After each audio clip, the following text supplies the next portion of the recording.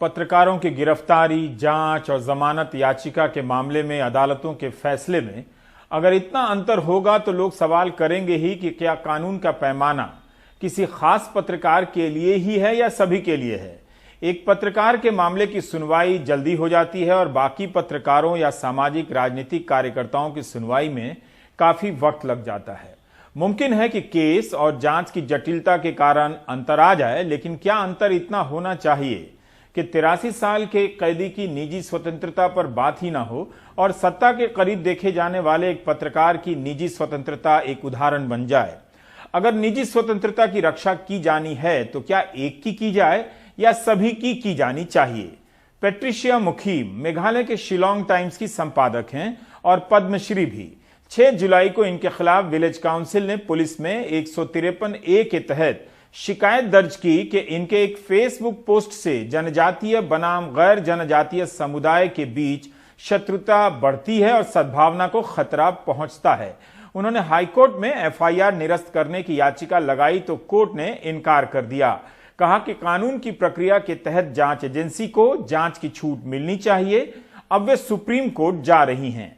Media report के अनुसार मुखीम ने अपने फेसबुक पोस्ट में 5 लड़कों पर जानलेवा हमला करने वालों की पहचान न कर पाने के कारण विलेज काउंसिल की आलोचना की थी। वायर की रिपोर्ट के अनुसार इस पर टिप्पणी करते हुए अदालत ने कहा कि जनजातीय और गैर जनजातीय समाज के बीच अधिकार और सुरक्षा को लेकर तुलना करने का प्रयास किया जा रहा है। अदालत मानती है कि इससे समाज में शत्रुता की भावना फैलती है और सद्भावना खराब होती है। पेट्रिशिया मुखीम मेघालय की हैं, इसलिए दिल्ली से उनके लिए आवाज नहीं उठी। आज उन्होंने एडिटर्स गिल्ड से इस्तीफा दे दिया। उनका कहना है कि संपादकों की यह संस्था सिर्फ उन्हीं पत्रकारों का बचाव करती है जो सेलिब्रिटी हैं, लोकप्रिय हैं। उन्होंने अपने इस्तीफे में कहा है कि गिल्ड उनके मामले में चुप रहा। वे भौगोलिक और हैसियत के लिहाज से हाशिए से आती हैं, इसलिए उनके मामले में तेजी नहीं दिखाई गई। I have resigned from the Editors Guild of India, of which I have been a member. And the reason for my resignation is because when the High Court of Meghalaya refused to quash an FIR holding me guilty under different sections of law for creating communal tension, I brought this to the attention of the Guild since Tuesday last, but there was complete silence from their side. Whereas they were very quick to give a statement on behalf of Arnab Goswami, the celebrity anchor of Republic TV. Although he was arrested on a case that is non-journalistic in nature, it was a case of abetment to suicide. वैसे guild अन्य पत्रकारों के बारे में बोलता तो है, लेकिन पेट्रिशिया के मामले में उसकी चुप्पी अखरती है। मेघालय और कश्मीर के पत्रकार अपने पेशेवर संगठन में भी नजरअंदाज कर दिए जाते हैं। पेट्रिशिया का इस्तीफा फिर से इस बहस को केंद्र में लाता है कि अर्नब गोस्वामी के मामले में अदालत और प्रेस की संस्थाएं किस तरह सक्रिय हो गईं, मगर मेघालय की पेट्रिशिया या कश्मीर के पत्रकारों के मामले में वैसी सक्रियता नजर नहीं आती है। अर्नब गोस्वामी मामले में सुप्रीम कोर्ट के फैसले और बहस के दौरान हुई टिप्पणियों के बाद अन्य पत्रकारों और राजनीतिक सामाजिक कार्यकर्ताओं के उदाहरण दिए जा रहे हैं कि अदालत का पैमाना एक जैसा नजर नहीं आता है।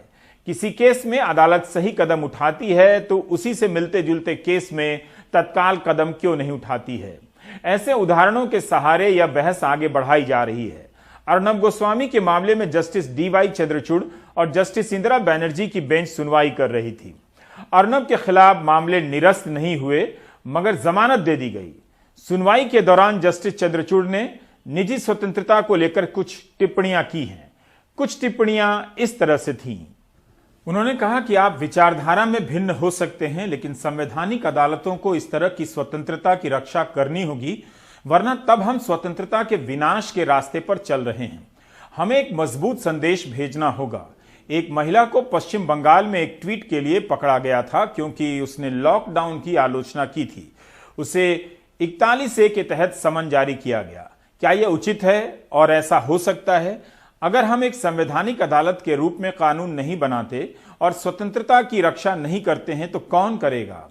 इस टिप्पणी की खूबी यह है कि ये एक का बचाव तो करती है मगर ऐसे ही अनेक का बचाव ना करने पर इसकी कठोर समीक्षा भी होने लगती है। सवाल उठने लगा है कि फेसबुक पर टिप्पणी करने या सरकार पर सवाल उठाने के मामले में कई पत्रकारों और सामाजिक कार्यकर्ताओं की गिरफ्तारी के मामले में अदालत का यह पैमाना क्यों नहीं लागू होता है। कपिल सिब्बल ने सुनवाई के दौरान कहा था इसी मामले में कि वे व्यक्तिगत स्वतंत्रता से संबंधित 100 में से 99 मामलों में दूसरी तरफ से हैं। इसके जवाब में जस्टिस चंद्रचूड़ ने कहा कि हम आज जो करेंगे वो परिभाषित करेगा कि हम उन 99 मामलों में क्या करेंगे। जाहिर है इस लिहाज से उन 99 मामलों को लेकर अदालत को याद दिलाना भी उतना ही जायज और जरूरी भी है। लेकिन कुछ ही दिन के बाद उत्तर प्रदेश से जुड़े एक मामले को सुप्रीम कोर्ट ने हाई कोर्ट के पास भेज दिया। अर्नब गोस्वामी के मामले के बाद 16 नवंबर को पत्रकार सिद्दीक कप्पन का मामला आया। लाइव लॉ ने रिपोर्ट किया है कि चीफ जस्टिस ने कहा है कि हम कोशिश कर रहे हैं कि आर्टिकल 32 के तहत याचिकाओं को बढ़ावा ना मिले। हम नोटिस जारी कर देंगे लेकिन फिर भी आपको हाई कोर्ट भेज सकते हैं। आर्टिकल 32 के तहत मौलिक अधिकार के उल्लंघन के वक्त सुप्रीम कोर्ट से राहत मांगी जाती है। अंबेडकर ने कहा था कि आर्टिकल 32 संविधान की आत्मा है। कपिल सिब्बल ने कहा कि कोर्ट के सामने आर्टिकल 32 के तहत कई मामले आ चुके हैं, ये सामान्य परिस्थितियों में नहीं आए हैं। एक पत्रकार जेल में है, चाहता है कि अदालत विचार करे। कपिल सिब्बल केरल पत्रकार संघ की तरफ से पेश हो रहे थे। उन्होंने कहा कि कप्पन को उनके वकीलों से नहीं मिलने दिया जा रहा है। सामान्य नजर से देखें तो एक पत्रकार के मामले में एक फैसला नजर आता है, दूसरे पत्रकार के मामले में फैसला कुछ और नजर आता है। क्या कानून की नजर से भी ऐसा देखा जा सकता है? अर्नब के मामले में सुप्रीम कोर्ट में जो बहस हुई, जो कहा गया और तेजी से फैसला आने पर अभी भी आलोचनात्मक समीक्षा हो ही रही है और लेख लिखे जा रहे हैं। टेलीग्राफ, हिंदू, एक्सप्रेस के संपादकीय लेखों की भी चर्चा हो रही है। ये तीनों अंग्रेजी के अखबार हैं। हिंदू ने 13 नवंबर के संपादकीय में लिखा है, जिसका शीर्षक था कि एक और सभी के लिए निजी स्वतंत्रता पर उसके कुछ अंश इस तरह से हैं। अर्नब गोस्वामी का मामला हमेशा ही जमानत के लिए उपयुक्त था, मगर यह साफ नहीं है कि अदालत ने उनकी निजी स्वतंत्रता के लिए जमानत की जो नियमित प्रक्रिया है उसकी अनुमति क्यों नहीं दी। सत्र न्यायालय के सुने जाने से पहले अर्नब गोस्वामी बॉम्बे हाई कोर्ट गए थे। जब सत्र न्यायालय के पास सुने जाने का विकल्प था तो बॉम्बे हाई कोर्ट के खारिज करने के फैसले को गलत नहीं कहा जा सकता। आमतौर पर ऊंची अदालतें यही कहती हैं कि जब विकल्प है तो पहले निचली अदालत में जाइए। जब वहां से फैसला हो जाता है तब सुप्रीम कोर्ट ने जमानत दी है। इसलिए हैरानी की बात यह है कि अंतरिम जमानत की याचिका को इतनी जल्दी सुना गया। हिंदू अखबार ने आगे लिखा है कि हाल ही में सुप्रीम कोर्ट ने सुधा भारद्वाज की जमानत याचिका को मेडिकल ग्राउंड पर भी सुनने से इनकार कर दिया, ये कहते हुए कि आपके मामले में काफी दम तो है, आप नियमित बेल के लिए क्यों नहीं जाते हैं। उम्मीद की जाती है कि अदालत अपने विस्तृत फैसले में बताएगी कि किन परिस्थितियों में सुप्रीम कोर्ट निचली अदालतों में नियमित बेल की प्रक्रिया को ओवर रूल करते हुए पहले सुन सकता है और क्या मजिस्ट्रेट और सत्र न्यायाधीश को किसी केस में उसी दिन अंतरिम जमानत देनी चाहिए। संपादकीय में हाल के कई मामलों का जिक्र है कि मौलिक अधिकार और संवैधानिक प्रश्न होते हुए भी सुप्रीम कोर्ट ने सुनने की जल्दी नहीं दिखाई, जिस तरह से अर्नब गोस्वामी के मामले में दिखाई गई। इंडियन एक्सप्रेस के संपादकीय का भी जिक्र जरूरी है, जो 14 नवंबर को जस्टिस लेक्चर के नाम से छपी है। जस्टिस डीवाई चंद्रचूड़ ने सर्वोच्च न्यायालय की जवाबदेही का वर्णन करते हुए एकदम सही कहा है। ये एक्सप्रेस लिखता है कि एक पल के लिए अर्नब गोस्वामी को भूल जाएं। अगर हम संवैधानिक अदालत के नाते कानून का पैमाना नहीं तय करेंगे और निजी स्वतंत्रता की रक्षा नहीं करेंगे तो कौन करेगा। इस मामले में अति साधारण स्पष्टता दिखाई गई है, जबकि निजी स्वतंत्रता के मामले में ऐसा लगता है कि आंखें मूंद ली गई हैं, जो हफ्तों और महीनों से सुने जाने का इंतजार कर रही हैं। सुप्रीम कोर्ट ने नागरिक बनाम राज्य के कई मामलों में खुद ही ऊंचा पैमाना नहीं बनाया है, चाहे कश्मीर में हेबियस कॉर्पस का मामला हो या पत्रकारों पर विचित्र आधार पर देशद्रोह से लेकर आतंक की धाराएं लगाने का मामला हो, जबकि पत्रकार अपना काम ही कर रहे थे। इंडियन एक्सप्रेस अखबार ने पाया है कि जनवरी से सुप्रीम कोर्ट के सामने 10 ऐसे मामले पड़े हैं जिनका संबंध अभिव्यक्ति की स्वतंत्रता से है। 10 में से जिन 4 मामलों में राहत दी गई है उनमें याचिका का सरकारी वकील द्वारा कोई विरोध नहीं किया गया। दोनों ने एक ही लाइन पर बहस की। इसके विपरीत 6 मामले ऐसे थे जहां स्टेट की तरफ से आपत्ति जताई गई थी। ऐसे मामलों में कोर्ट से राहत नहीं मिली। शब्दशः और संपूर्ण अनुवाद मुश्किल है, न संपादकीय का, न जजों की टिप्पणियों का, और जगह की कमी भी है। एक्सप्रेस ने यह भी लिखा है कि कुणाल कामरा के मामले में अवमानना की जो अनुमति दी गई है, सुप्रीम कोर्ट उसे रिजेक्ट करने में देरी ना करे। वहीं के वेणुगोपाल कुणाल कामरा के मामले में अवमानना की इजाजत देते हैं। मोदी जी ने जन्म ही इसलिए लिया है। और इस पर बात करने के लिए हमारे साथ संविधान विशेषज्ञ फैजान मुस्तफा साहब हैं। फैजान साहब, मेरा सवाल यही है बुनियादी तौर पे कि निजी स्वतंत्रता क्या है। सुप्रीम कोर्ट ने जो टिप्पणी की है उसके संदर्भ में भी बता दें, और जो संवैधानिक परंपरा और जो तथ्य हैं उसके संदर्भ में भी बता दें। ये जवाब लंबा हो सकता है, लेकिन अगर आप चंद जरूरी मिसालों के जरिए स्पष्ट कर दें तो हम आगे बढ़ें इस बातचीत में। रवीश, किसी भी संविधान में जो पर्सनल लिबर्टी और जीवन का अधिकार होगा वो सबसे महत्वपूर्ण अधिकार होगा, क्योंकि ये आप जब जिंदा रहेंगे तभी तो अभिव्यक्ति का अधिकार या आपके बिजनेस या ऑक्यूपेशन का अधिकार, तो बाकी सारे अधिकार जब आएंगे जब आपको एक right to life and liberty. अब इसमें लाइफ का मीनिंग क्या है? सुप्रीम कोर्ट ने कहा कि लाइफ का मीनिंग एनिमल एग्जिस्टेंस नहीं है। यह नहीं है कि सिर्फ जिंदा रहने दिया जाए, बल्कि लाइफ का मतलब है to live with human dignity, यानी जीवन के अधिकार और स्वतंत्रता के अधिकार में सुप्रीम कोर्ट ने बहुत से और अधिकार पढ़ दिए। यानी उसमें right to education, right to health, right to environment, right against pollution, बहुत से राइट्स उसमें पढ़ दिए। अब मेन चीज ये कि जब ये संविधान भारत का बन रहा था तो पहले ये बहस हुई कि जो अमेरिका के संविधान में ड्यू प्रोसेस का शब्द है वो आर्टिकल 21 में लिखा गया। बाद में यह कहा गया कि साहब ड्यू प्रोसेस से जो right to life and personal liberty है वो बड़ा वाइड हो जाएगा, बड़ा वेग हो जाएगा, भारत जैसे देश के लिए उसको थोड़ा कम कर लेते हैं, तो प्रोसीजर एस्टेब्लिश बाय लॉ हो गई।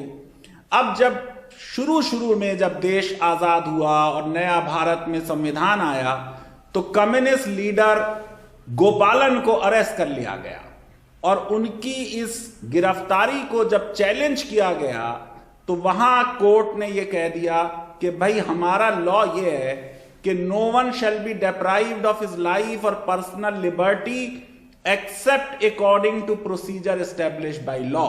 यानी अगर कोई लॉ बन गया है तो उससे आपका जीवन और आपकी स्वतंत्रता का अधिकार, निजी स्वतंत्रता का अधिकार छीना जा सकता है।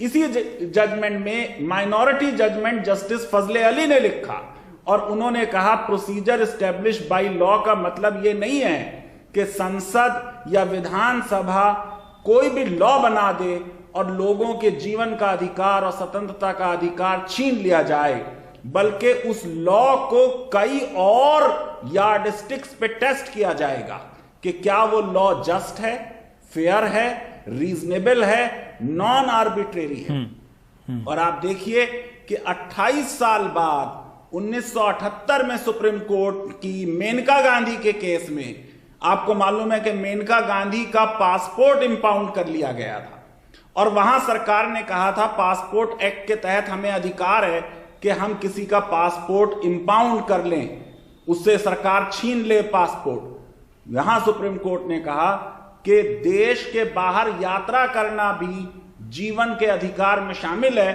और क्योंकि ये लॉ जो है ये फेयर और रीजनेबल और जस्ट नहीं है, उसको स्ट्राइक डाउन कर दिया। तो ये एक बहुत बड़ी जर्नी रही है। और उसके बाद जब कोलिशन गवर्नमेंट्स आई, सरकारें कमजोर हो गई, सुप्रीम कोर्ट बहुत मजबूत हो गई, तो पब्लिक इंटरेस्ट लिटिगेशन के तहत नए आयाम सुप्रीम कोर्ट ने लिख दिए स्वतंत्रता और जीवन के अधिकार के। और अभी आपको मालूम है कि एक 9 जज बेंच ने कह दिया कि राइट टू प्राइवेसी जो है वो भी स्वतंत्रता का अधिकार है। पर आज हकीकत क्या है कि मैं किससे शादी करता हूं इसकी मुझे चॉइस नहीं दी जा रही। और आपको मालूम है कि जब इमरजेंसी में विपक्ष के नेताओं को और सिविल लिबर्टियंस को बंद कर दिया गया, तो जबकि 9 हाई कोर्ट्स ने कहा कि आर्टिकल 21 सस्पेंड भी हो जाए तब भी रिट ऑफ हैबियस कॉर्पस का अधिकार रहेगा। पर अनफॉर्चुनेटली हमारी सुप्रीम कोर्ट ने उस समय भी यह कह दिया 4-1 की मेजॉरिटी से कि अगर राइट टू लाइफ सस्पेंडेड है तो फिर आपको कोई हैबियस कॉर्पस का राइट नहीं है।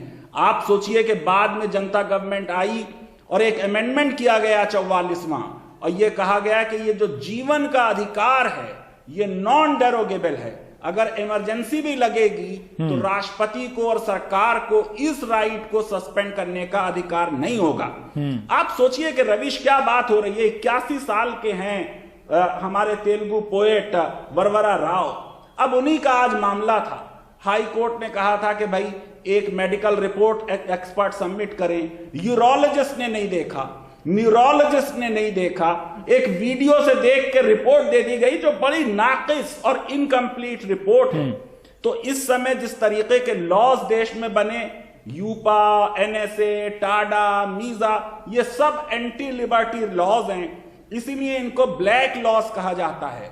और हर सरकार ने, चाहे वो किसी भी पार्टी की हो और किसी भी देश की हो, इन ब्लैक लॉज का हमेशा दुरुपयोग लोगों की स्वतंत्रता के अधिकार को छीनने के लिए किया।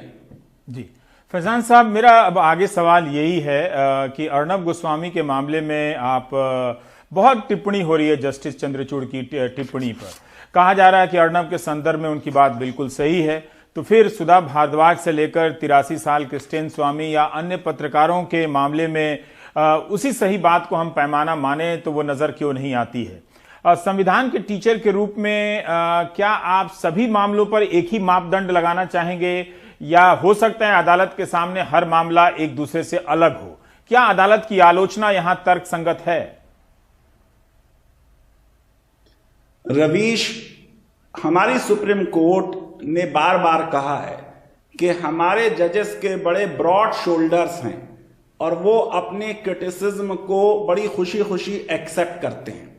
इसीलिए ज्यादातर केसेस में कंटेम्प्ट की प्रोसीडिंग्स नहीं हो जाती, कभी कभी हो गई हैं, जो अफसोस की बात है। अब सारा खेल रवीश ये है कि एक प्रिंसिपल ये होता है कि बात चाहे गलत हो, लेकिन अगर परसेप्शन उसके बारे में हो जाता है तो फिर फैक्ट्स की कोई हकीकत नहीं रहती। यह अफसोस की बात है कि जो अभिव्यक्ति के अधिकार पे सुप्रीम कोर्ट के कुछ फैसले आए पिछले 1 साल में, उससे एक परसेप्शन बन गया कि जब सरकार के विरुद्ध केस होता है तो सुप्रीम कोर्ट रिलीफ नहीं देती, और जब सरकार भी पेटिशनर से साथ में कहे कि इसमें रिलीफ दे दी जाए और वो अभिव्यक्ति का मामला होगा, जैसे अर्नब गोस्वामी का मामला था या ऐसे और किसी जर्नलिस्ट का मामला जो था, उसमें इस तरीके की रिलीफ जो है वो सरकार दे देती है।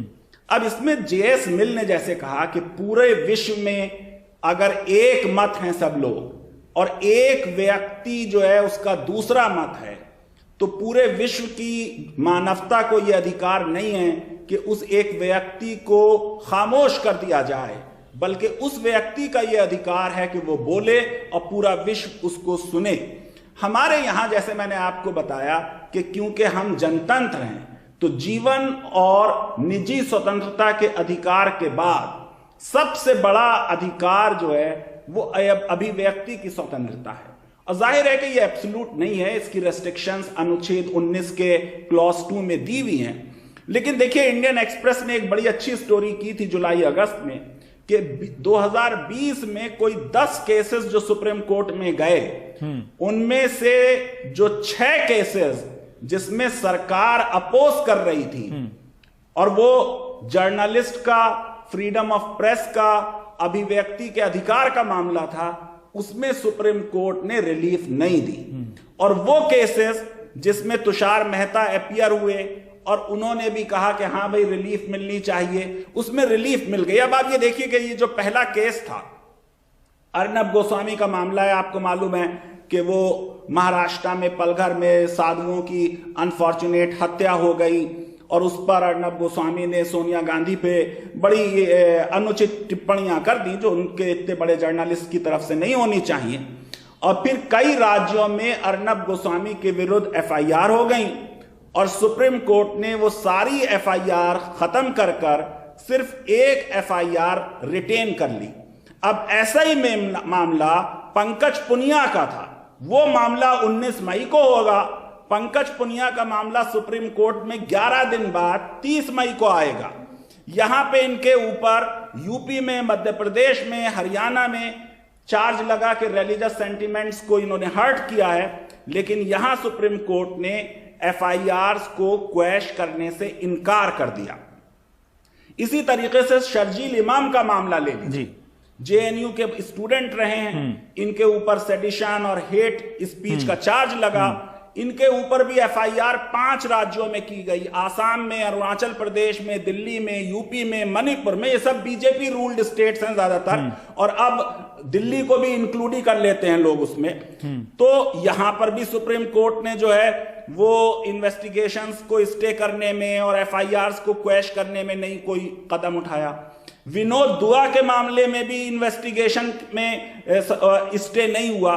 तो ये जो एक इनकंसिस्टेंसी हो जाती है, उससे वो परसेप्शन बन जाता है जो मैंने आपको बताया कि लॉ का फंडामेंटल प्रिंसिपल है कि justice should not only be done, it should appear to have been done. मैं ये नहीं कह रहा हूं कि ये सारे केसेस में सुप्रीम कोर्ट ने गलती किया, लेकिन लोगों को लगा ये कि शायद जस्टिस नहीं हुआ। और अगर ये किसी इतनी बड़ी अदालत के बारे में परसेप्शन बन जाए तो फिर ये उस अदालत की जिम्मेदारी है कि उसे करेक्ट करें। अभी जो टिप्पणी जो जस्टिस चंद्रचूड़ ने दी है वो पर्सनल लिबर्टी के लिहाज से बहुत सही हैं, बहुत अच्छी हैं, लेकिन उसके एकदम बाद ही अभी देख लीजिए कि जो ये मलयाली जर्नलिस्ट का हाथरस वाला केस आया, उसमें नोटिस इशू हो गया, यानी उसमें कोई जल्दी रिलीफ नहीं हो रही।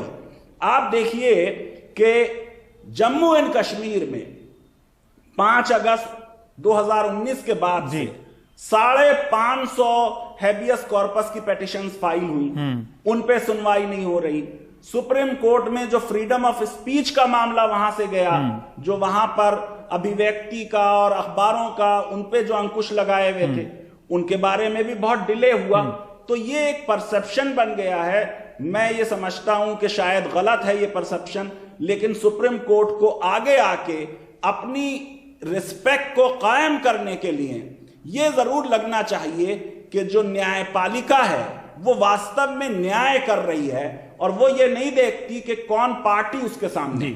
एक और बात हम जानना चाहेंगे कि बेल को लेकर कई तरह की बातें हैं कि आप पहले सत्र न्यायालय में जाइए, फिर हाई कोर्ट में जाइए, फिर सुप्रीम कोर्ट में जाइए।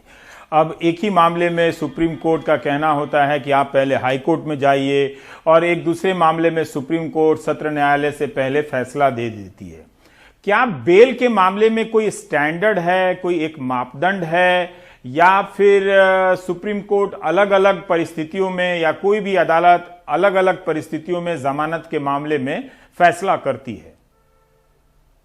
देखिए रवीश, बेहतर यह होता है कि जो जुडिशियल डिसीजंस हों उनमें प्रिडिक्टेबिलिटी हो। प्रिडिक्टेबिलिटी का मतलब यह है कि लोगों को मालूम हो कि इस तरह के हालात में पहले कोर्ट ने यह फैसला दिया है, इसका मतलब आगे भी कोर्ट यही फैसला देगी। ये कॉमन लॉ का जो सिस्टम हमने इंडिया में एडॉप्ट किया, जिसमें पुराने जजमेंट फ्यूचर में फॉलो किए जाते हैं एज अ प्रेसिडेंट या नजीर, उसमें सर्टेनिटी इसीलिए आती है कि अदालतें अपने पुराने जजमेंट्स पे आमतौर से उन्हें बदलती नहीं है। बेल का मामला हो या हैबियस कॉर्पस का मामला हो, इधर इतनी इनकंसिस्टेंसी आई कि इनकंसिस्टेंसी जो है वो नॉर्म बन गया कि अब ऐसा लगता है कि हर केस में कोर्ट एक अलग फैसला कर देती है, जो मैं समझता हूं सही नहीं है। देखिए, जो बेलेबल ऑफेंसेस हैं उनमें बेल राइट है, फौरन मिल जानी चाहिए। जो नॉन बेलेबल ऑफेंसेस हैं उसमें बेल डिस्क्रिशन है जज का, लेकिन ज्यादातर कोशिश ये होनी चाहिए कि रूल हो बेल और जेल हो एक्सेप्शन। लेकिन आप देखिए कि बेल के ऑर्डर्स, कन्हैया कुमार का ऑर्डर जो दिल्ली के जज ने दिया, बहुत लंबा, उसमें कई गैर जरूरी बातें कर दी गई। आपको याद होगा मोहसिन शेख के बेल के मामले में कह दिया गया कि साहब विक्टिम के रिलीजन से प्रोवोक हो गया अभियुक्त। तो ये जो एक इनकंसिस्टेंसी आई है, इससे भी मैं कहता हूं कि कोर्ट के बारे में परसेप्शन जो है वो अच्छा नहीं हुआ। तो अब आप ये देख लीजिए कि कितने केसेस ऐसे हैं जिसमें पावर्स के मिसयूज का मामला है। आप ये देखिए कि हैबियस कॉर्पस के मामलात में सुने नहीं जा रहे हैं। काफी अंतर विरोध है, मतलब इनकंसिस्टेंसी का मतलब है कि एक मामले में कुछ फैसला है, दूसरे मामले में कुछ फैसला है। मैं दो उदाहरण देकर और पूछना चाहता हूं कि इसे अदालत कैसे करेक्ट करे। जैसे बिहार में बलात्कार पीड़िता को ही अदालत ने जेल में भेज दिया, या फिर कफील खान के मामले में इलाहाबाद हाईकोर्ट ने कहा कि अवैध रूप से इनलीगल उन पर एनएसए लगा दिया गया। ये तो आप पर, हम पर, किसी पे भी कोई लगा दे अवैध रूप से और 6 महीने के लिए बंद कर दे, इसका करेक्शन अदालत कैसे दूर करे। अंतर विरोधों के अलावा भी हम तो बड़ी अदालतों के पास ही जाते हैं। अगर सत्र न्यायालय में ऐसा हुआ है तो हम हाईकोर्ट में जाते हैं, वहां के बाद हम सुप्रीम कोर्ट में जाते हैं। तो इस तरह के अंतर विरोधों को अदालत कैसे ठीक करे। देखिए रवीश, बात यह है कि अगर सिर्फ आप लीगल प्रिंसिपल्स पे रहेंगे तो ये अंतर विरोध खुद ही समाप्त हो जाएंगे। देखिए जो अर्नब गोस्वामी के केस में कंट्रोवर्सी हो रही है वो ये कि उसको जुडिशियल रिमांड पे भेजा गया था। बहुत बड़े जर्नलिस्ट हैं, इसमें कोई दो राय नहीं है, बहुत अच्छा कर सकते थे, मगर कहीं ना कहीं कुछ और हो गया मामला। अब इसमें एक जजमेंट नहीं है सुप्रीम कोर्ट का, राहुल मोदी का जजमेंट है, रामचंद्र राव का जजमेंट है, कितने जजमेंट है सुप्रीम कोर्ट के, जिसमें सुप्रीम कोर्ट ने यह कह दिया कि अगर एक जुडिशियल ऑर्डर मजिस्ट्रेट का है रिमांड का तो हम ऐसे में हैबियस कॉर्पस नहीं सुनेंगे। यानी एक केस में तो ऐसा हुआ कि अटॉर्नी, अभी 2019 का केस है, कि सॉलिसिटर जनरल ने यह कहा कि भाई ये तो हैबियस कॉर्पस में नहीं हो सकता, तो कोर्ट ने यह बात मान ली और फिर 142 की power to do complete justice उसमें दे दिया। डिफेमेशन के मामले में किसी को ऐसे अरेस्ट कर लिया गया था। तो अब आपने, जब आपका लॉ ये रहा है कि जहां पे भी जुडिशियल रिमांड हो चुकी है, इसका मतलब एक मजिस्ट्रेट का जुडिशियल माइंड लग चुका है, उसमें फिर रेमेडी जो है वो हैबियस कॉर्पस, वो भी सुप्रीम कोर्ट में आके, वो भी छुट्टी के दिन, वो बात सही नहीं थी। रेमेडी होनी चाहिए कि आप लोअर कोर्ट में जाएं और बेल जो है अपनी रेगुलर बेल की जमानत की एप्लीकेशन दें। देखिए आपने एनएसए की बात की रवीश, किसी एक सरकार की बात नहीं है। एनएसए हो, मीसा हो और आपका टाडा हो, कोटा हो, पेटी ऑफेंडर्स, यानी किसी ने किसी दुकान से कोई चीज उठा ली, पेटी shopkeepers, trade union leaders, political dissenters, बच्चे, बूढ़े, झारखंड में 82-83 साल की औरतों के ऊपर टाडा और पोटा लगाया गया। और अब देखिए इलाहाबाद हाईकोर्ट ने खुद कह दिया कि ये जो काउ स्लॉटर के मामलात में यूपी में एनएसए लगाया गया वो ज्यादातर केसेस में गलत था। तो इसीलिए इस तरह के लॉज को सिविल लिबर्टियंस कहते हैं, ये ब्लैक लॉज है। जो पूरा संविधान का मामला मैं आपको कई बार बता चुका हूं। बहुत बहुत शुक्रिया फैजान साहब, आपसे बात कर हमेशा लगता है कि और ज्यादा वक्त होना चाहिए और ज्यादा आपसे उदाहरण और मामलों का संदर्भ लेकर समझना चाहिए। अंग्रेजी में तो अखबारों में ये सब बातें बड़े विस्तार से लिख दी जाती हैं, पर आपके चलते हिंदी के दर्शकों को ये सुविधा मिल जाती है। आप ऐसे ही संविधान के शिक्षक बने रहिए। बहुत बहुत शुक्रिया।